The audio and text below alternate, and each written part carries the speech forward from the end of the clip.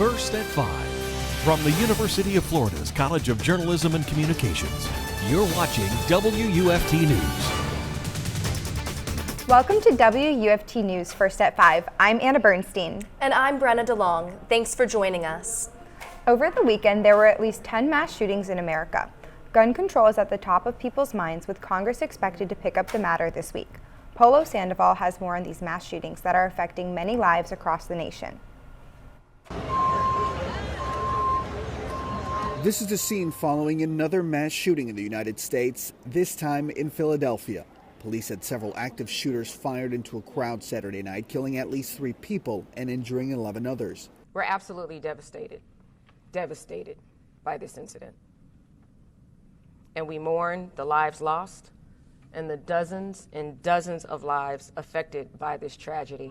Philadelphia police said a physical altercation led to the shooting. They said one gunman was likely shot and wounded but escaped police, and another suspected gunman likely among the 3 people killed. In all, police said at least 5 guns were likely used by multiple shooters. It's unacceptable. It's beyond unacceptable. There's been at least 9 mass shootings since Friday across 8 states, leaving at least 12 people dead and dozens more injured. I'm tired of standing in front of you talking about guns and bodies. Sunday morning in Chattanooga, Tennessee, 3 people were killed and at least 14 others injured near a downtown nightclub. Police said some of the victims were hit by bullets, while others by fleeing cars. There are families whose lives have been shattered forever because once again we had people deciding to resolve their issues with firearms. Another shooting at a bar, this one in Mesa, Arizona. 2 people dead, 2 more injured. Also in Arizona, a strip mall shooting early Saturday in Phoenix. 1 person was killed, 8 others hurt. I heard over 100 gunshots going off. A group of people that just started running like every different direction. Phoenix police said the person killed is a 14-year-old girl. More children hurt, this time in Summerton, South Carolina. Police said a drive-by shooting at a graduation party left 1 woman dead and 7 others injured, including 5 minors ages 12 to 17 years old. And the mass shootings didn't stop there. Another 5 hurt in Socorro, Texas. 1 killed, 3 hurt in Omaha, Nebraska, and 1 person killed and 5 hurt in Chesterfield, Virginia. I was almost asleep and heard numerous gunshots, 20 to 40, woke me up instantly. My fiance run down the steps yelling, get up, gunshots, gunshots. A 19-year-old was killed and another 3 people were hurt in Bibb County, Georgia this weekend. Other violent incidents happened over the weekend too, including a pregnant woman getting shot and killed in Philadelphia. According to police, doctors were able to save her baby. New information tonight in the hit-and-run death of a University of Florida student. Police body cam footage sheds light on the new investigation into the crash that killed 18-year-old Megh Paxton. Our team coverage of this big story begins with WUFT's Megh Porterfield. We should disclose that Megh was friends with Maggie. It took police nearly 7 months before they arrested Joshua Figueroa in connection with the case. WUFT News recently obtained hours of police body cam footage from the night that Maggie died. It adds new perspective about how authorities investigated the crime. I don't think they braked at all. The police body camera footage you're seeing is from the night of December 9th, 2020, when a car hit 18-year-old UF freshman Megh Paxton as she crossed University Avenue. In this footage, you can hear officers confused by a lack of skid marks on the road near Paxton's body, leading them to one conclusion: the driver did not attempt to stop. Through a relatively new technology in Gainesville, automated license plate readers, police identified the car that hit Paxton, a blue 1995 BMW, registered to Miguel Figueroa. The Gainesville surveillance network photographed Figueroa's 2-door BMW over 50 times in the month leading up to that night. But afterwards, his car vanished from the city's streets. A week later, police found and seized the damaged car at Miguel's auto body shop. But who was driving, and why didn't they stop? And as this case garnered more and more attention, would the driver come forward? The short answer, no. After 7 months of protests and memorials held by friends and family, police eventually arrested Miguel's son, 32-year-old Joshua Figueroa, at his home. In March, Figueroa attempted to make a plea deal for the minimum sentence for a hit-and-run. Circuit Judge Philip Pena rejected it, saying, "This does not appear to be a minimum case." WUFT reporter Troy Myers, who attended that hearing, says the witness statements made by Maggie's parents and younger sister were incredibly impactful. I think those witness statements, honestly, I mean, it had an impact on me, and I'm sure it had an impact on everybody in the room there. So it'd be hard for the judge not to take those witness statements and all of the facts of the case into consideration. In the months that followed, Maggie's grieving mom begged Gainesville City Commissioners for measures to make University Avenue more safe for pedestrians. If I need to take a field trip to Tallahassee, I'm sure I have an army of people behind me to get whatever is necessary passed to make these students safe on University Avenue and the surrounding area so that no other family has to suffer the way that we are. On Wednesday, the court is set to reconvene, where Figueroa will likely be sentenced to prison, although for how long is still unknown. Megh Porterfield, WUFT News. And police say multiple traffic cameras helped them piece the investigation together. WUFT's Richard Mason joins us live now to explain how the cameras work to protect you. I'm here at the intersection of Gail Lemron Drive and University Avenue, where Maggie Paxton, unfortunately, tragically, lost her life. A car driving down a street became the last sound a UF student heard one night. Maggie Paxton was only 18 when she lost her life in a hit and run on December 9th, 2020. Now, for many, the intersection of West University Avenue and Gail Lemron Drive represents tragedy. Joshua Figueroa was arrested and charged relating to the hit and run in Paxton's case. According to arrest records, investigators used an automatic license plate reader, which led to his arrest. Officers have used them from everything from thefts to vehicle thefts to missing persons and finding leads for criminal cases that they've been working to see where people might have passed by, locations and times throughout the locations of the LPR system. The cameras collect data associated with license plates, such as vehicle registration information. The University Police Department's policy is to enhance campus safety by utilizing the latest technology for crime prevention and criminal apprehension. However, we do rely upon the public to, when they see something, say something, and they can do it anonymously, or they can do it by texting or calling 911.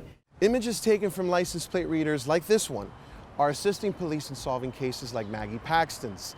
Technology they feel can save lives. With the cameras all around Gainesville intersections, police can protect residents even when they're not around. So Gainesville Police is actually not confirming with us how many cameras are actually on the field in Gainesville, but nevertheless, Paxton's family and friends are likely relieved that this technology helps solve their case. Our reporting tonight is in partnership with Fresh Take Florida. Our colleague Troy Myers obtained the extensive body cam footage through open record requests. He spoke with WUFT's Matthew Bell about his in-depth reporting. What charges does Joshua Figueroa face specifically? So he's facing the hit-and-run charges, leaving the scene of an accident, also involving death. Based on your reporting, how has the community received this case? Every time I see a story about Maggie Paxton, whether it's on the Alligator, WUFT, the Gainesville Sun, there's always kind of a personal reaction for people in Gainesville because, you know, especially for students, she was one of the students there. And she was also very, very young. And there's also a whole crowd here in Jacksonville where she grew up that is very, very passionate about finding justice for her. You can read in-depth Troy's report and see images from that police body cam footage on WUFT.org. WUFT News will be in the courtroom on Wednesday for Figueroa's sentencing and bring you that update as soon as it happens on WUFT.org. The weather this past weekend was surprisingly sunny after a tropical storm hit South Florida. Julia, what's in store for us this week? I'm also not too sure. Let's check in with WUFT's Julia Haley for the latest. Currently tracking those storms all over north central Florida, seeing that high amount of lightning and thunder in our area. And if you take a look outside of our studio, seeing those cloudy skies roll in, a little bit of rain on our camera as well, look at that overcast sky. 80 degrees feels like 82 degrees outside. It has definitely cooled down just a little bit because of that clouds and rain as well. 76 here in Gainesville, 76 Ocala, 79 Bronson, 79 Lake City, 85 Cedar Key, 79 St. Augustine, and 82 for Jacksonville. Of course, now this evening you want to look out for those evening showers. It's going to rain just a little bit more, but it's going to cool down into the upper 60s, seeing those clouds dissipate as well throughout the evening and into the morning. Back to you. Residents in parts of South Florida experienced massive flooding caused by a potential tropical cyclone this past Saturday. Multiple towns in Broward, Monroe, and Miami-Dade counties were hit with more than 5 inches of rain, with downtown Miami receiving more than 11 inches. Tropical storm warnings have been lifted for inland Miami-Dade and Broward, but continue for coastal areas in both counties. While the winds are at a tropical storm level, the National Hurricane Center has yet to declare it as such due to an undefined center. The NHC says weather conditions are expected to move over the southwestern Atlantic north of the Bahamas late Saturday through Sunday.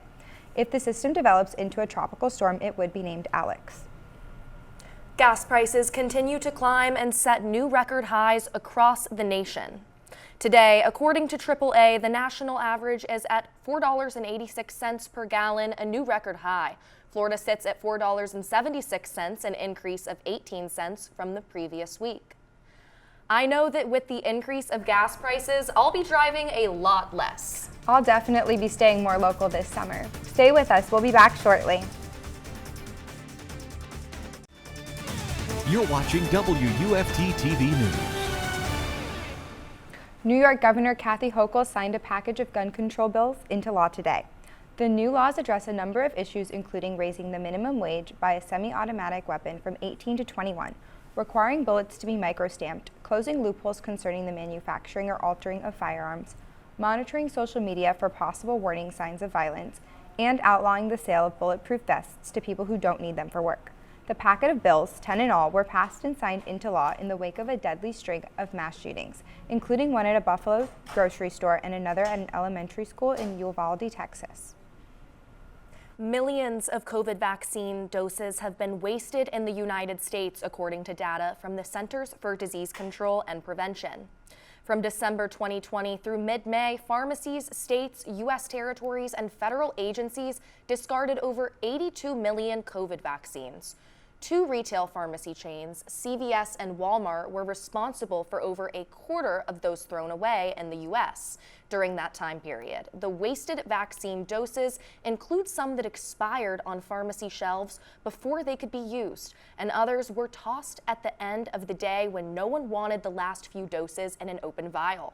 Some pharmacies say their priority has been offering the vaccine on demand.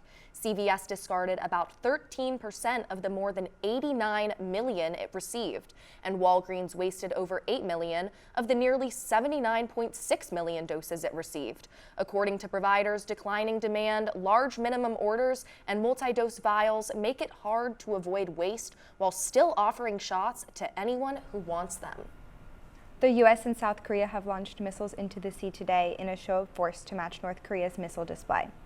8 surface-to-surface missiles were fired over 10 minutes off of South Korea's east coast, just a day after North Korea launched a barrage of short-range missiles. According to South Korea's Joint Chiefs of Staff, the drill was aimed at demonstrating an ability to respond swiftly and accurately to North Korean attacks.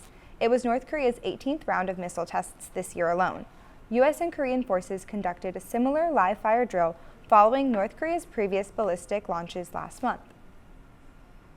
So how's this lightning going to affect the baseball game? Yeah, I'm wondering, should I just stay in and watch it? Well, right now we are currently tracking those storms throughout north central Florida. Now, the Florida versus Oklahoma game is currently delayed, but we may clear up later tonight. I'm Julia Haley with your full forecast in a few minutes.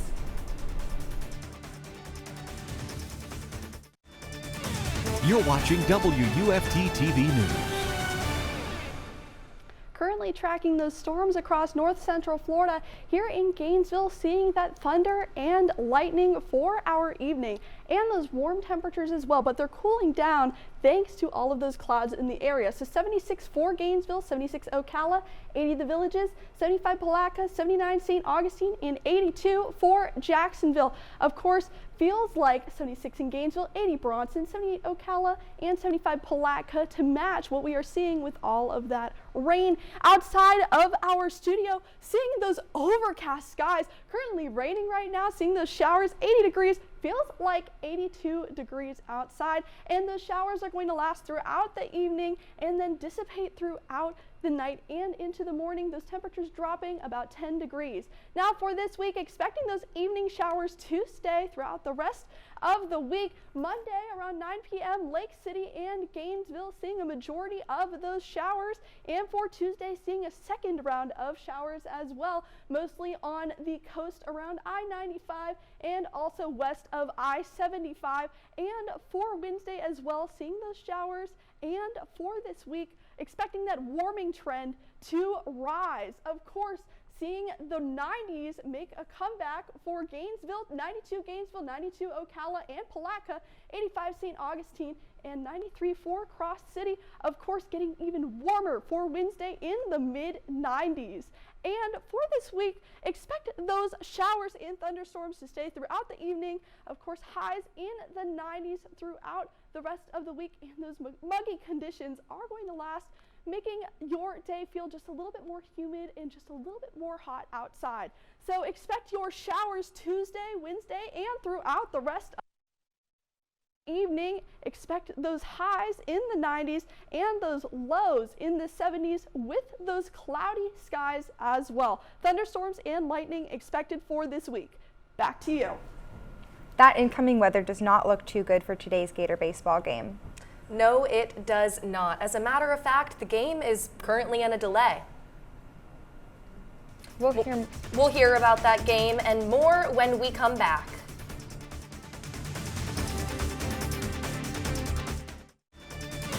You're watching WUFT TV News. Welcome back to sports. I'm Jensen Young. Gator Baseball is currently playing in the final game of the Gainesville Regional. The game is currently in a weather delay, with the Gators leading the Oklahoma Sooners 2-1 in the 7th inning. The winner of this game will head to Blacksburg, Virginia to play Virginia Tech, and the winner of that game will head to Omaha for the College World Series. The Gator softball season has come to a close after Sunday's loss to UCLA in the Women's College World Series. The Gators lost that game 8-0. Florida made it to the Women's College World Series for the 11th time in program history. After beating Oregon State Thursday night, they were shut out against number 7 Oklahoma State and number 5 UCLA. Attention will now shift to next year in hopes of making it to the World Series once again. The College Football Hall of Fame and National Football Foundation announced this morning the ballot for the 2023 Hall of Fame class. 3 former Gators are named on the ballot. Former Gator defensive lineman Brad Culpepper played from 1988 to 1991. He won a title with the Gators in 91 and received 2 All-SEC selections. Former Gator running back Eric Rett played from 1990 to 93. He was a 3-time All-SEC selection and is Florida's all-time leader in rushing yards. Former Gator quarterback Tim Tebow played from 2006 to 2009.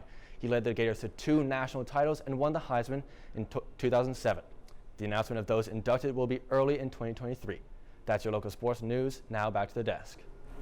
Thanks, Julia. BBC World News is next, and the PBS News Hour is coming in at 7. But your Florida news is always on at WUFT.org. Have a good night.